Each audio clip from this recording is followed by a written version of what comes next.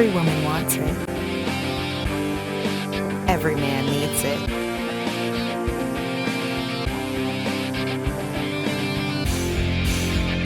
Abiola on LSD. Love, sex, dating, and lifestyle. This is your life on Passion.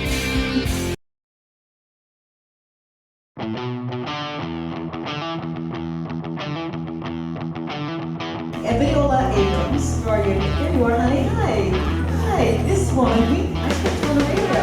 We had a long distance romance. Come up here. Abiola. She has a fabulous website and knows a lot about the other sex and dating and partnering and how we can navigate that. So let's talk about it.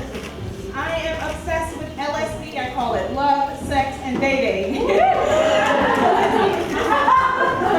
this my? Yeah. Okay. Wait, I just needed a little stand because I have some notes that I've written on my phone. So I'm either really cutting edge or really ghetto. I'm not sure. All right. So, ladies and gentlemen, we have to begin with, this is how I start every presentation. We have to start it with a woo! And the reason, here we go. And the reason we start like that is because that is the international sound of people having fun. And when you do something like woo, the universe pays attention here. Like you can't help but notice someone yelling like a banshee in the middle of the room. So I want us to, first of all, give a round of applause for Vicky and Vivica. That was wonderful. So if we could shake off a little bit of the lunchtime malaise that we had, we've got our lunchtime coma going. I want to see who's in the room. So everybody stand up, please. Beautiful women and gentlemen, stand up, up out of your seats. Okay, so, I'm African American, I'm Caribbean, and I'm a New Yorker. These are all loud, interactive people. Forgive me if I unsettle your apple tree for a second. All right, so let's see. I want to see who is in the room. So have a seat, please, my beautiful women and gentlemen. If you are not yet in the relationship of your dreams, have a seat. If you are not yet in the relationship of your dreams.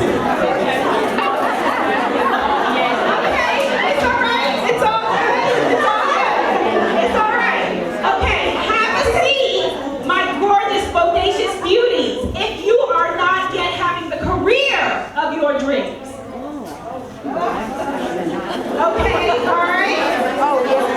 Have a seat, God's gorgeous goddesses, if you are not yet financially where you would like to be.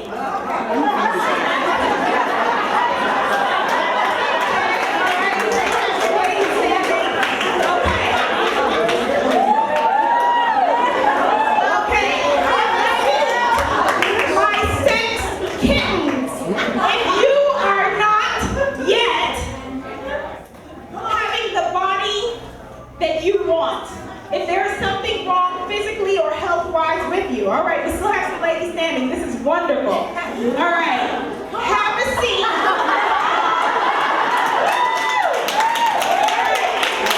Have a seat, my delicious, delectable ones.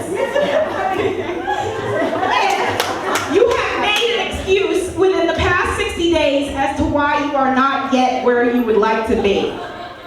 All right, ladies, turn around. These 4 women who are standing are the ones we need to network with. All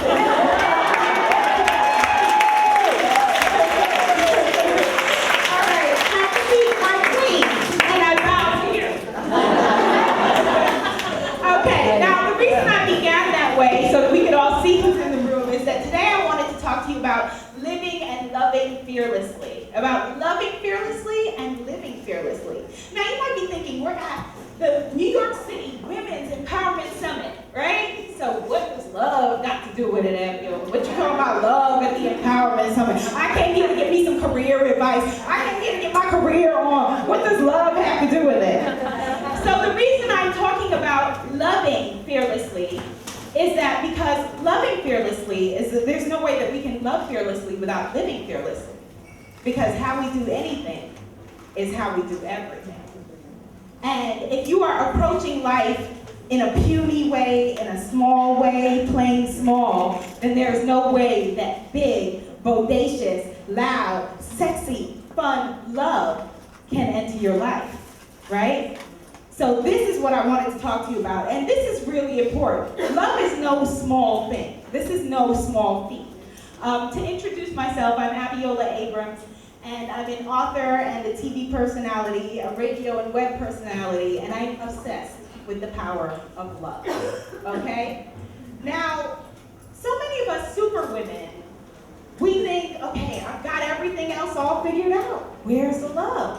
Where is he? Where is she? Where is she? When's she gonna get here? Everything else seems to be figured out. But what I've noticed with the women who email me on my website and contact me on Twitter, a lot of the times that we think that we're waiting for love, but we are not even available for love. We are not even open for love. And the thing is that, a lot of us, we make excuses. We have workaholism. I am a big, workaholic, which actually is just an excuse. Okay, workaholism is a way to hold intimacy at bay because you're too busy. And so again, like I said, how we do anything is how we do everything. And when we have fear of truly being loved, it's because we don't think that we're worthy. And when I look around this room, I see the most, I'm getting excited, I'm tearing up because I'm seeing the most, incredible, beautiful, powerful women that I've ever seen in one place. And if you could see what I am seeing when I look at each and every one of you, it would be scary to the world what we would unleash. Because how we do anything is how we do everything. Now, we've all heard the saying, love like you've never been hurt, right? It sounds good. Love like you've never been hurt. But what does that mean? Because we're flesh and blood women and men. We're not theories, we're not philosophies, we're not ideas. We're people, and we have been hurt. Each and every one of us, I look around, and we have been hurt, badly. And whether you left your heart in San Francisco or Philadelphia or the projects in Brooklyn, trust me, it's bad and it's painful. And a lot of times we feel like we can't rise up from it. But when we're talking about trusting another in order to love, or trusting life in order to live, we're not trusting in the other person, because human beings are fallible. We all make mistakes, we all do things wrong. That's why we are here on the planet, to evolve. What we are trusting is that we won't break. We're trusting that we are bigger than the circumstances. So when I say, take a risk, whether it's your career or whether it's in love, I'm not saying take a risk, go out there, live boldly, live bravely, and you won't fail, you won't fall, you won't get fired, you won't get rejected, you won't get broken up with, because those things happen. And they have happened to all of us, to me. What I'm saying is that you and I are bigger than that. That no matter what happens, that we can still be the women and men that can stand up for ourselves and remain standing, at the end of the day. And as I said, the only way to live and love fearlessly is to do it, because how we do anything is how we do everything. And we've all heard the famous Marianne Williamson quote that was attributed to, that Nelson Mandela was attributed with for a while, but it's really from a Marianne Williamson's book, Return to Love. Our deepest fear is not that we are inadequate. Our deepest fear is that we are powerful beyond measure. It is our light, not our darkness, that frightens us. We ask ourselves, who am I to be brilliant, gorgeous, talented, fabulous, and actually, who are you not to be? I want to take that a step further, okay? There's a quote that I really love from the Chinese philosopher Lao Tzu. And he says, when I let go of who I am, I become who I might be. That bears repeating. When I let go of who I am, I become who I might be. And that's important. Let's break that down, because we all have a story that we lead with, right? I mean, I look around the room, and for some of us, that story is visual or cultural or hereditary, you know, say, well, I'm a black woman, I'm an Asian woman, I'm a white woman, I'm Latina, or whatever it is. You know, I'm tall, I'm short, I'm light-skinned, I'm dark-skinned, I'm pretty, I'm ugly. For some of us, that story is maybe your career or your education. You know, I'm a dancer, I'm a Broadway producer, I am, you know, I was a latchkey kid, I was an Ivy League graduate, I am a lawyer, I'm a doctor. You know, for some of us, it may be our relationship status or what happened in our families. I'm single, I'm divorced, I have 3 kids, I can't have kids, I, you know, was rejected, I was left at the altar, whatever your story is. Or some of these stories are very righteous. I'm a survivor, I'm a cancer survivor, I'm an incest survivor. I have ADD, my parents were alcoholics, I have OCD, abandonment issues. But who might you be if you didn't have that story to hide behind? Who might you be if the people in your life didn't indulge you in that story anymore?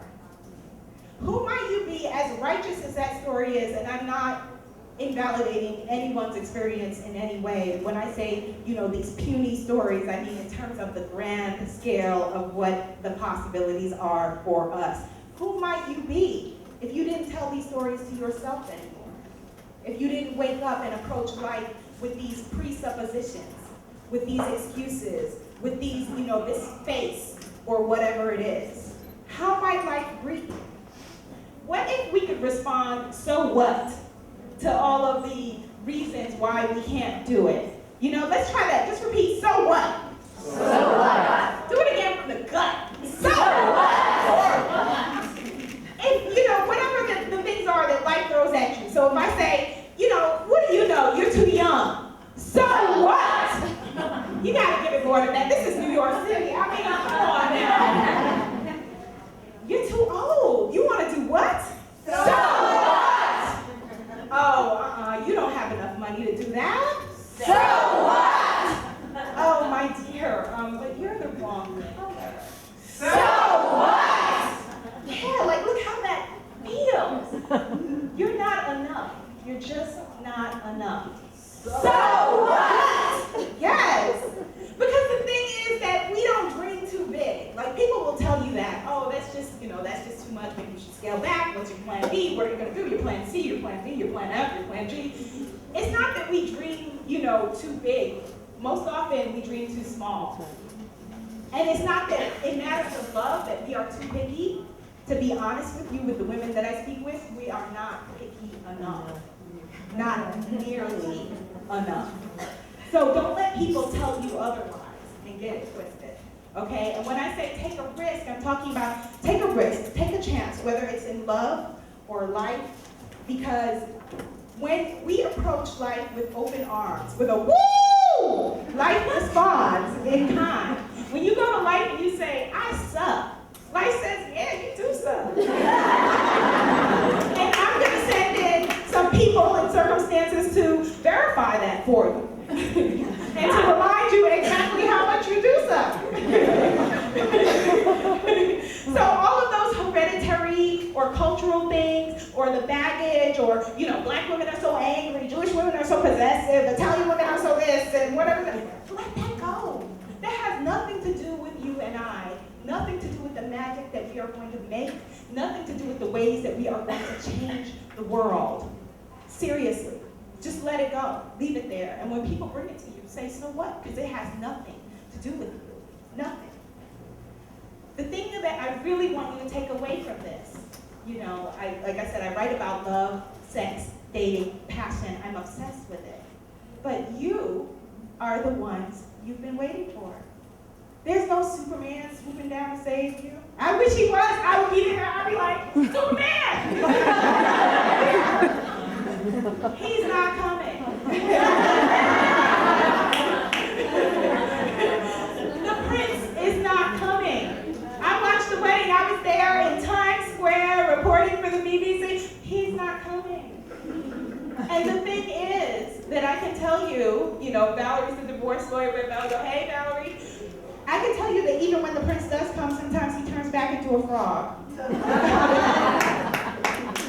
And it's okay, because you just let him hop back into his little pond. that we are all here for a reason on this, beautiful Saturday where we can be wherever. Because we are women who want to rise and shine.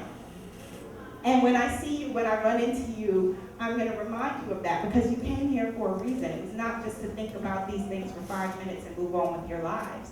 Some of you may have thought, I don't know if I can afford this. I really want to do it, but I don't know if I can afford this. This is my lunch money. But you're here, and you're here for a reason. And so it's really important that we network, that we share each other's information, and that we stay in touch with each other, and we hold each other accountable, and we remind each other of the power that we have. So that next year, when we come here into this very world, the wonderful things that we've done, and I do that exercise that I did in the beginning, that we won't only have 4 women standing, that we will all be women who are taking a stand for ourselves, okay? And I want you to do what I call the Passionista, it's a Passionista exercise. For the next 7 days, I want you to try to when you go out into the world, to not use any of these stories or excuses or whatever it is, the ways you approach the world.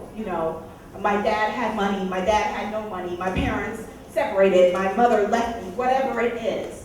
For the next 7 days, try approaching life without these stories.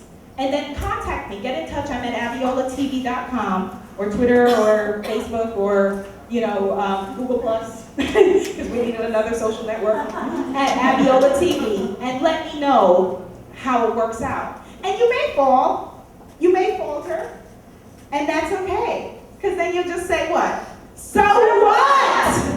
My name is Abiola Abrams, and I am obsessed with the power of love, and I look forward to keeping in touch with you. Thank you.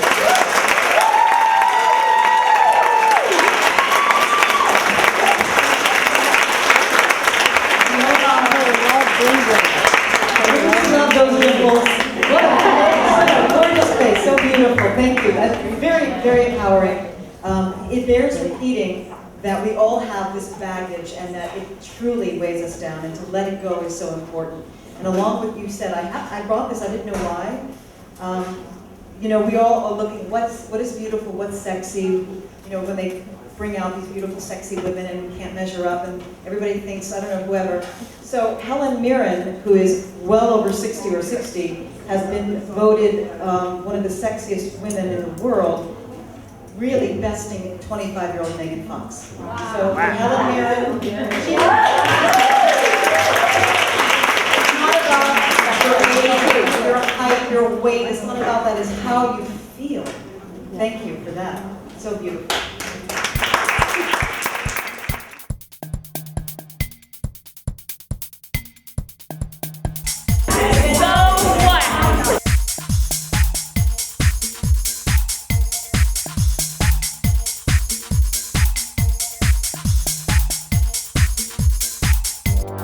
I just came this afternoon just to tell you guys that I am so behind girl power, and I have a small saying, and that is to look forward, not backwards. If you're looking backwards, you will never be able to see the blessings that the Lord has in store for you. The only thing I wish I would have had truly for today was tissues, because I am so emotional and so excited to get back to Philadelphia to share all the great information I learned with the women today. One of the things I did learn the most is really to spend some time each week and branch out to someone new. And I think we all don't do that. We sit in our little cubby holes or our phones or something like that. But once a week, that's all it takes, is branch out to someone new, get a different idea. Say, I have no idea what I'm doing, but can you help me? So if you walk away with that small thing, your life is good. So what?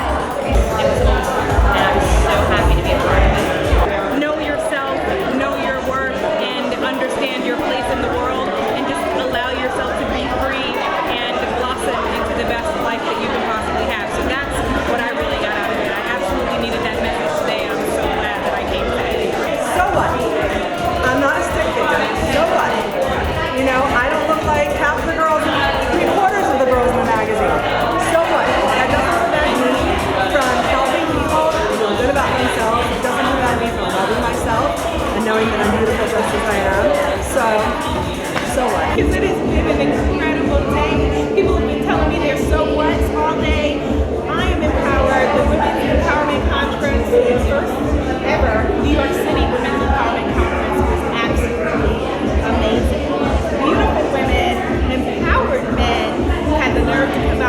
this day with us. And I'm going to go forward and continue to make my dreams come true. How about you?